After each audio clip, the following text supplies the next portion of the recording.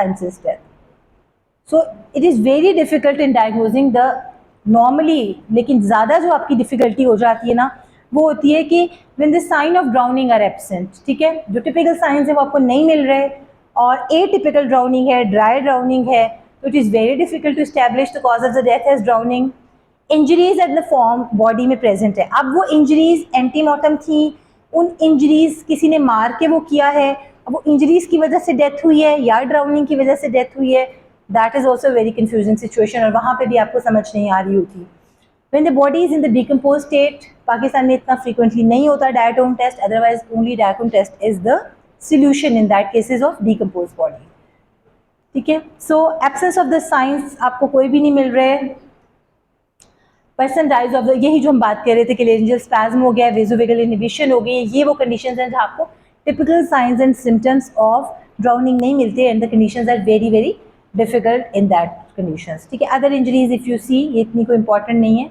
तो most of the time क्या होता है कि आपको बॉडी मिलती है ना, तो उसमें स्पेसिफिकली होमिसाइडल कट थ्रोट भी हुआ होता है, तो ऑब्वियसली तब आपको बहुत हद तक इस्टेब्लिश हो जाता है कि होमिसाइडल डेथ है, चाहे वो ड्राउनिंग से एट द एंड क्या हुआ है. अब कई दफ़ा क्या होता है कि होमिसाइडल कट थ्रोट हुआ है, अभी उससे डेथ नहीं हुई, उस पर्सन को नीचे फेंक दिया, फाइनल डेथ ड्राउनिंग से हुई है, बट इंटेंशन क्लियर हो जाता है कि इंटेंशन वॉज होमिसाइड, बट वो आपको नहीं समझ आ रहा होता, कंफ्यूजिंग सी सिचुएशन हो जाती है और बहुत डीप टेस्ट आपको करने पड़ते हैं कि इधर the final death was because of that injury और बिकॉज ऑफ दैट ड्राउनिंग. तो ये वाली जो सारी कंडीशंस होती हैं they are very confusing, but आपके एग्जामिनेशन पॉइंट ऑफ व्यू से जो चीज़ें इंपॉर्टेंट हैं ड्राउनिंग में, दैट आर वही जो हम डिस्कस कर चुके हैं. आप जब मेडिको लीगल एस्पेक्ट लिखोगे, आप ये कमेंट करोगे कि okay we will know about कि ड्राउनिंग है कि नहीं है, टिपिकल थी, एटिपिकल थी, फ्रेश थी, सॉल्ट थी. ठीक है, डायटोम टेस्ट से वी नो अबाउट के लोकेशन क्या थी.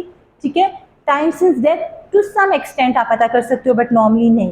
तो आप ये सारी मेडिको लीगल में लिखोगे. Along with that the most important are the type of drowning, fresh and salt, उनमें mechanism of death and biochemical changes, very important. Similarly जो छोटी छोटी टाइप्स थी ऑल एटिपिकल ड्राउनिंग्स की, ठीक है, dry immersion syndrome, secondary immersion syndrome, they are very important. तो ये आपके एग्जामिनेशन पॉइंट ऑफ व्यू से ज़्यादा इंपॉर्टेंट क्वेश्चंस थे. ठीक है, एनी क्वेश्चन?